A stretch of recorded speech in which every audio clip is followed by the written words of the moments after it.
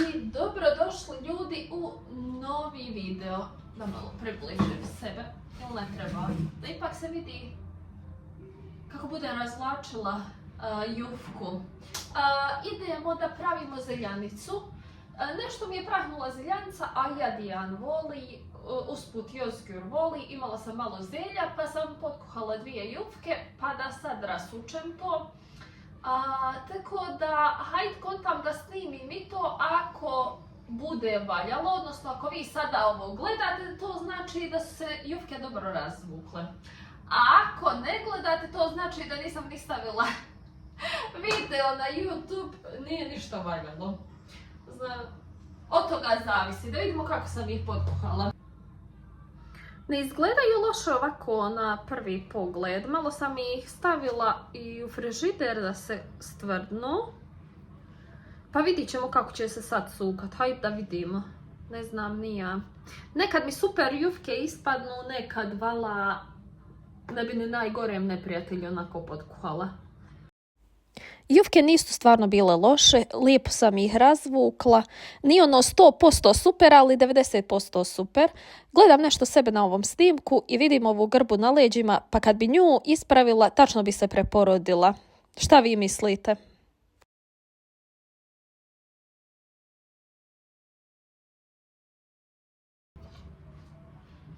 Ja iskreno nisam neki stručnjak za pite, ali evo ponekad potkuham jufku i nekako trudim se.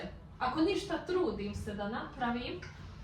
Pa mislim da se to pika. Mislim, napravim ja nju, ali vidi se da je to amaterski. Inače, ja sam radila par godina u pekari. I onda kad ovako nešto napravim, a ne uspije, ozgod me zna zezati, a boga mi i moji kao radila si u pekari, a nisi naučila. Nisam ja radila, nisam pravila pite u pekari. Ja sam prodavala. Ja sam biznis mozak. Kad ste vi naučili praviti pitu? Ako ste naučili. Ima još uvijek dosta i odraslih osoba što ne znaju napraviti pitu, što je sasvim ok, legit, ne zanima ih, to je to. Ne zanima ljude i što bi se trudili. Kad neko nema volje za nečim, bolje da ništa i ne radi, već tako preko volje. Onda baš preko volje kad se radi neće ni na što ličiti. Danas ovdje upozoravaju na nevrijeme, jutros tako je bilo lijepo vrijeme, sunčano. Evo sada je počelo pomalo puhati. I meni se čini da će biti kiša i vjetar zajedno. Čak i ministarstvo objavilo da do 4 svi učenici, sva djeca budu puštena kući. Eto, valjda se toliko očekuje. Who knows? Evo je spremna za pečenje, sad samo da se zagrije pekara i ide na pečenje i kasnije degustacija. Nije loša ispala, jest da sam je smotano malo smotala, ali nije loša ispala.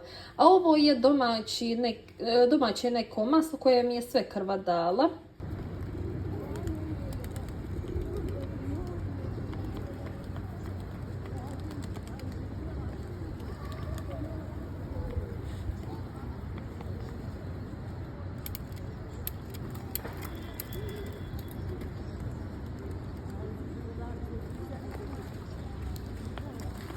Upa!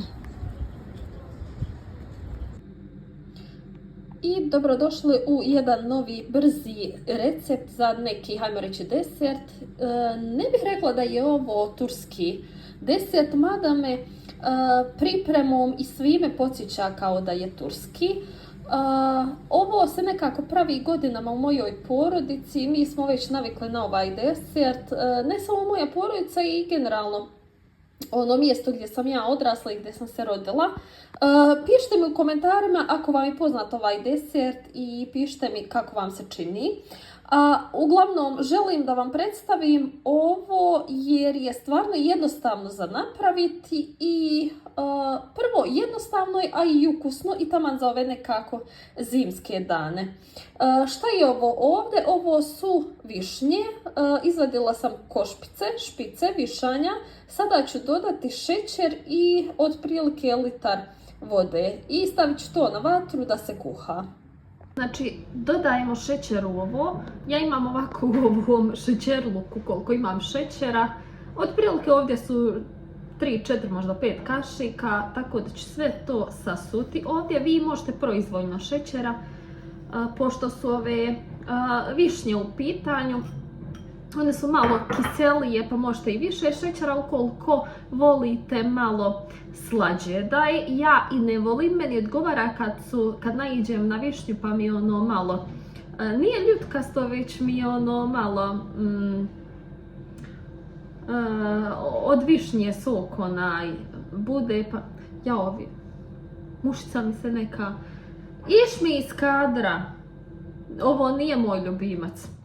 Sada dodajem litar vode, isto možete i više od litra. Ukoliko ima ukućana više, dodajte i više od litra. Neće škoditi. Uzimam ovu kašiku da promiješam i naravno ovo ide sad na vatru, nek se kuha. Kada provrije, zapravo prije toga uzeti ću nišastu i par kašika nišaste škroba. Pomiješati ću sa vodom, evo pomoćnika, pomiješati ću sa vodom i kada provre ovo ubacujem tu nišestu, malo kuham i to će biti to, onda sklonim sa vatre i stavljam ovako neke zdjelice poput ovog šećerluka, možete ovako nešto slično stavljati u takve zdjelice, ostaviti malo da se ohladi vani i nakon toga staviti u frižider da se baš ohladi i poslije toga kada se ohladi konzumirati. Znači, desert je veoma jednostavan, praktičan, brz, a dobar. Inače, ovo se u mojim krajevima i sa drenjinama, ovaj desert se pravi umjesto višanja drenjine. Ne znam da li znate šta su drenjine. Ja ih znam kao drenjine, ja ne znam drugi naziv, moguće da ima drugi naziv. Ne znam, uglavnom, sada ću vam pokazati šta je i kako to izgleda, pa ćemo testirati na kraju zajedno. Šta smo rekli? Znači, nišesta, odnosno škrob. Ovo je onaj škrob od žitarica, može, mislim, kukurusni škrob, bitno je da je škrob. Uzmemo 2 ove kaške ovog škroba, sada ćemo dodati i vode i onda ćemo ovo dobro izmiješati da nema grudvica. Meni je ona, je li pjenjača, kako li se zove već, mislim da je pjenjača. Ono što ima ovako isto dole na dnu, uglavnom mutilica ona. To mi se pere u mašini, tako da ne mogu sad tim mutiti, ali našla sam ove od miksera, tako da mogu i sa njima. Bitno je samo da muti i da razmuti dobro, da nema grudvica. Inače, ako nemate ove nišeste ili škroba, možete zamutiti ovo i sa brašnom. Ja se sjećam da je mama pravila i sa brašnom nekad, prije kad bi joj nestalo škroba, ali ono, bolje je sa škrobom.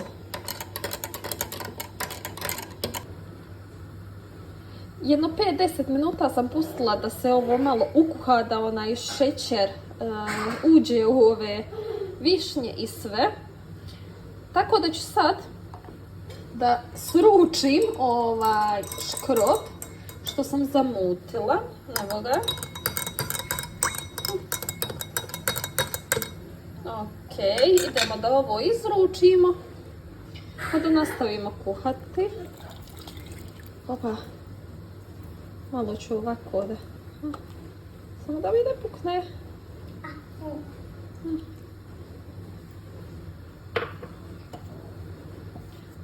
Da vidimo. Mislim da će mi ovo biti dovoljno koliko sam stavila. Inače bude, da, bit će dovoljno. Idemo sad ovo ukuhati, pa onda kad bude gotovo i to vam pokažem.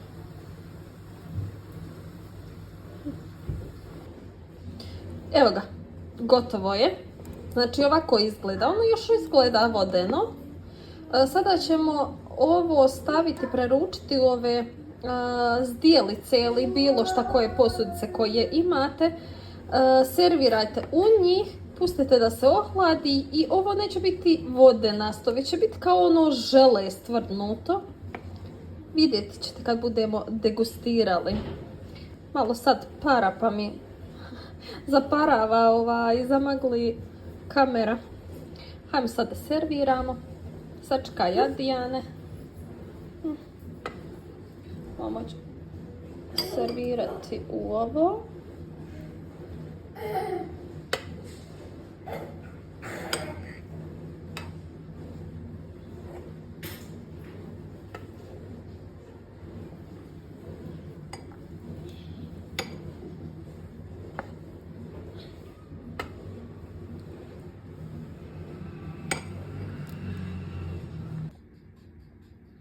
U frižideru mi je stajalo možda sahatak, nije se skroz ohladilo, ne mogu da čekam pa idemo da degustiramo, ali uglavnom bude još čvršće kada, na primjer, odstoji preko noći u frižideru kada se baš ohladi. Idemo na degustaciju da vidimo kako smo to napravili. Ok, hajde da probamo. Sve su mi one kašike na pranju, jedino je ova Adijanova ostala i one manje, pa idemo da probamo sa njegovom. Ok, nije se skroz ohladilo, to je očito zato što je još uvijek malo tečno. Sutra i preko sutra bit će puno bolje. Ali uglavnom, okus je super. Ono što sam ja nisam zaboravila staviti, već još uvijek zaboravljam da kupim, je vanilin šećer koji vi možete staviti da imate taj šmek vanilije.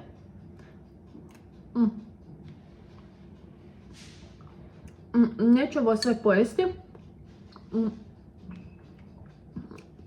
Staviti ću ovaj ostatak opet u frižider da mi se skroz stvrdne i doslovno bude kao, hajmo reći, onaj žele. Može se skroz iz ove čaše izvaditi, ono, ako se prevrne, može se skroz izvaditi iz čaše i ono, bitno je da je okus super. A to jeste. Eto ga. Ja se nadam da vam se sviđa ovaj video, odnosno da vam se svidio. Ukoliko jeste, lajkajte ga, pretplatite se na kanal ukoliko niste pretplaćeni. Hajpajte video i da, komentaršite dole vezano za višnjab. Da li ste čuli prije za ovaj desert, da li je iko od vaših nena, deda, baba i baka i tako dalje predaka možda nekad pravi ovo ili priča o ovome. Ne znam da li sam rekla, ne mogu se sjetiti iskreno, na početku ovog videa kad sam počela praviti ovo. Ovo mi zvuči kao turski recept, ali meni se čini da nije. Zapravo moguće da jest, ali porodica mog muža nikad nije čula za ovo, niti vidjela ovakav desert. Iako mene zvuči kao da je turski, moguće je da je iz nekog drugog dijela Turske, ne znam. Uglavnom to još nismo otkrili, ali eto. Višnjab znači i vidimo se u sljedećem videu. Ćao!